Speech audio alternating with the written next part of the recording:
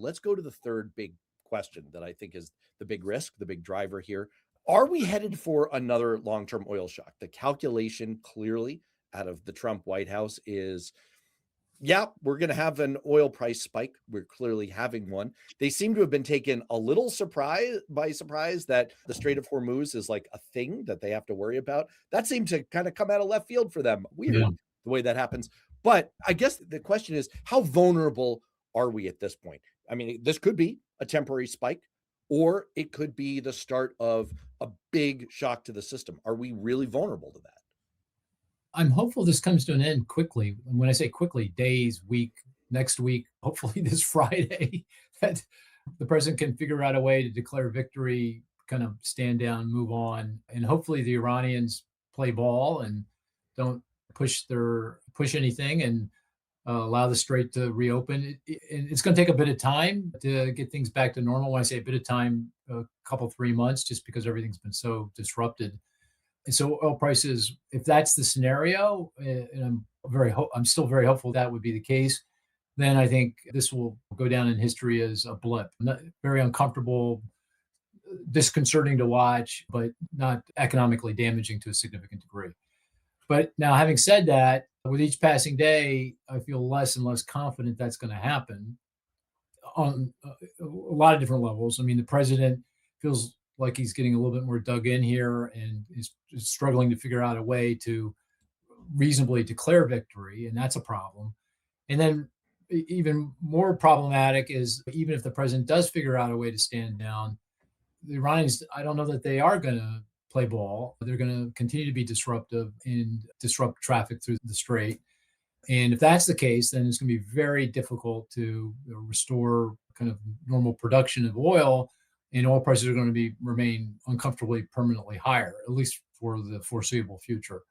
So that, yeah, I think the most likely scenario is this plays out reasonably gracefully, but we'll know pretty soon here in the next few days, next couple of weeks, whether that's the case or not. And to be clear, this isn't necessarily just about gas prices. Here's another point from our friend Lefty: diesel closing in on $5 a gallon in Ohio. What will that do to food prices? And as you alluded to before, fertilizer, plastics, all kinds of petro-derived products and services that spin off of the products, this could have ripple effects. And like, again, to me, it kind of, it feels like there's a tipping point where this goes on long enough and it becomes harder and harder to unwind what's spooling through the economy. We've certainly seen that in the energy sector before, where a price effect persists for long enough and it starts to affect the production chain, the distribution chain. It starts to affect consumers in all kinds of ways. And it's not as easy as just, oh, the flow is turned back on. The economic effects can really persist. Absolutely, yeah. And that's to my point about each passing day. I feel less comfortable with any kind of optimistic scenario here, because I like the word spooling. It will start to spool. I mean, groceries, first off, I mean, anything that is put on a truck, prices are going to go up, right? Because as you pointed out, diesel has gone up even more than gas, and much more quickly. And so to get food from the farms to the ports to the store shelves, it's now going to be a lot more costly. Any package get delivered by Amazon, UPS, FedEx is going to be more costly. And that's going to airline tickets, because jet fuel costs are going up. So not only are you going to stand in your TSA line for an hour or two, but you're going to pay more for your ticket price pretty fast. Again, back to my point, prices go up like a rocket and come down like a feather. They're going to go up pretty quickly here. And then if it persists and it continues on, then prices for lots of stuff will start to rise. Anything manufactured, all manufactured goods use a lot of energy. Anything in the construction trades, anything in transportation, public transportation, the prices will start to rise. Clothing, pretty much everything. And then ultimately, if in fact the higher prices for energy really persist for an extended period, not for weeks or months, but for quarters, then it's going to start showing up in way business workers are going to say, hey, my purchasing power is getting eroded, Mr. Employer or Miss Employer, you're going to have to pay me more. So wages start going up, and that gets into the inflation. And then you get into this kind of dynamic where wages and prices are driving each other. And that's certainly not a place you want to be. If we get into that kind of scenario, That's where the Federal Reserve says enough already. They're going to start jacking up interest rates. I don't think we're a long way from that, but that's kind of, if you take this thing to its logical conclusion, if prices remain elevated for an extended period, that's the kind of thing that we'll start talking about and will ultimately start to happen. So, yeah, the effects of this are already consequential on Americans, and it will become much more consequential as with each passing day and each passing week that this goes on. That leads pretty nicely into the fourth issue, the fourth big risk that we wanted to tackle today.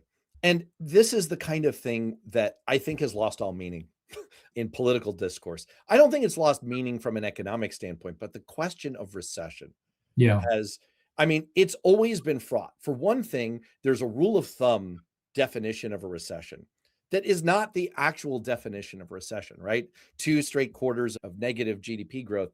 But that's not the actual rule. There's like this arcane board of like monks who live in a basement at like this economic bureau that you've never heard of, who like slaughter a chicken and watch the blood spatter, and they're like, recession. No, wait, it's not a recession. And this, of course, became a political football back during the Biden era because Republicans were like, we're in a recession. We really are. Even if this board hasn't said it, we are. We definitely are. And then, of course, you have actual consumers, actual humans who don't really give a shit about what this board says.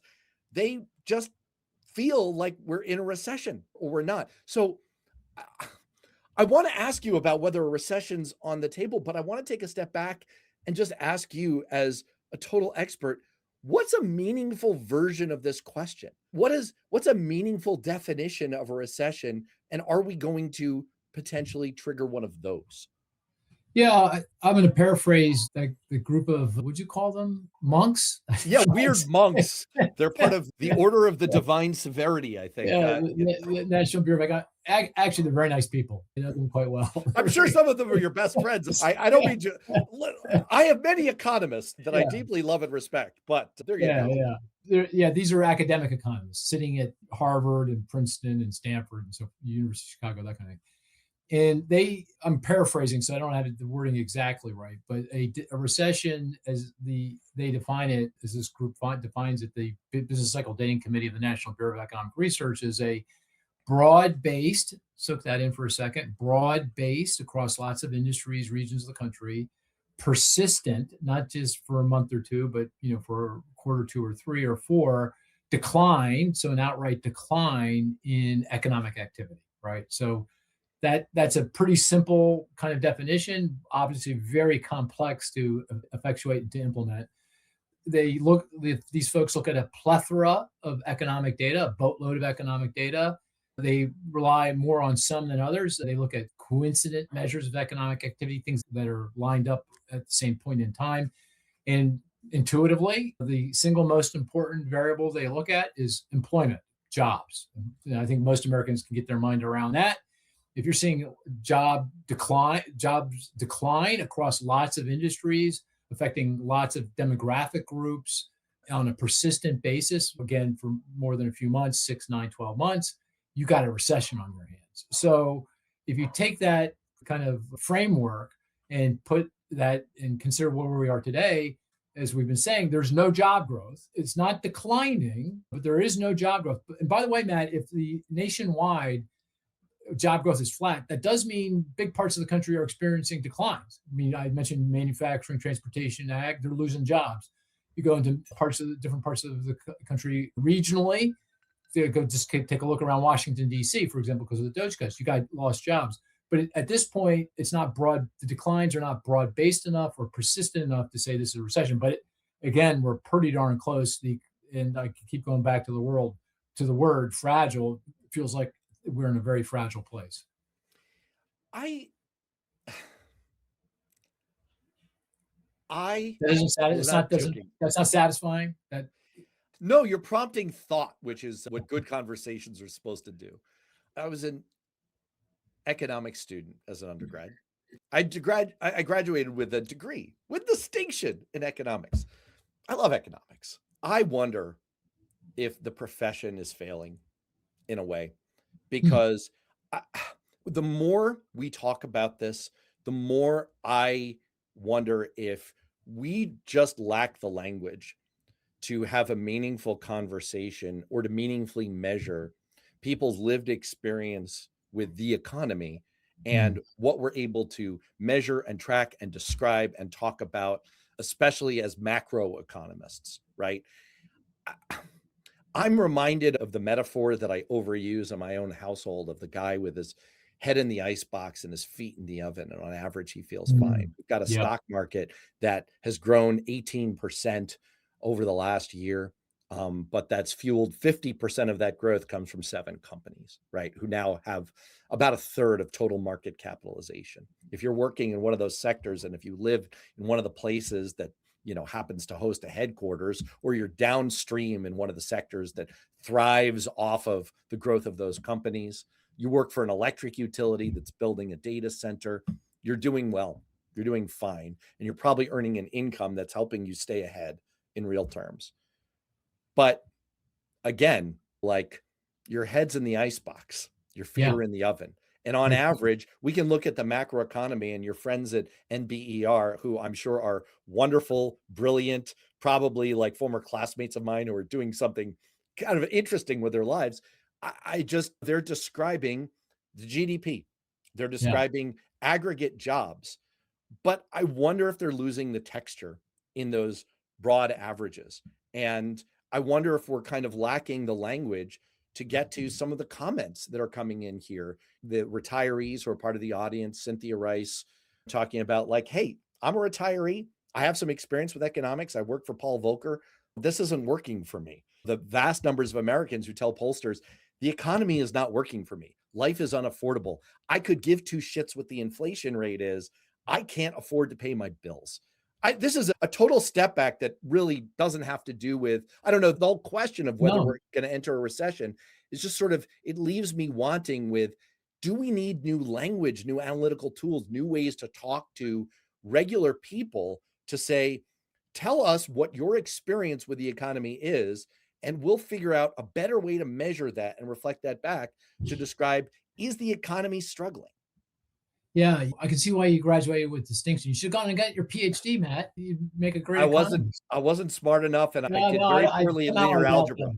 I doubt that. I doubt that.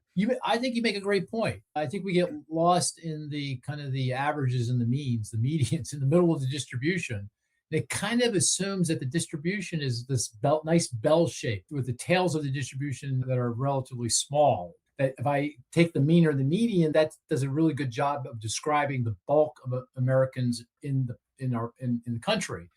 And that doesn't feel like that's the case. That distribution isn't nicely bell shaped. It's a lot flatter, and you have a bigger group on one side of the tail that are doing really well. The people that own the stocks in the AI companies and are working at large businesses and getting big bonuses.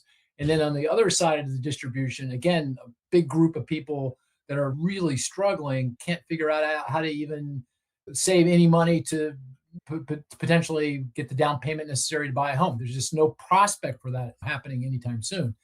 And so we're in an economy where the kind of the distribution of experiences is very different than it has been in the times of the past. And we don't have a good way of measuring that or certainly talking about that. And I think you make an excellent point. I will say though, in terms of how people perceive their financial situation, I do think the other thing that's playing a role in kind of this vibe session is our politics and kind of our fractured way of thinking about things. We're all looking at the world now increasingly through our own political prism. And if the party in power is not our party, we've got a very different perspective on things. And you can easily see that in all the various surveys that are being done. You go back before President Trump won the election, the Democrats were feeling pretty good about the economy. The Republicans thought this is the worst economy ever, really, even in the worse than the pandemic or the global financial crisis. Now go to the other side of the election, that completely flips. Our perceptions are also colored by lots of other things that are going on. But I totally agree with you. I think our language is just inadequate for describing kind of the situation that we're in right now. We're in a very different world because of the lived experiences of people.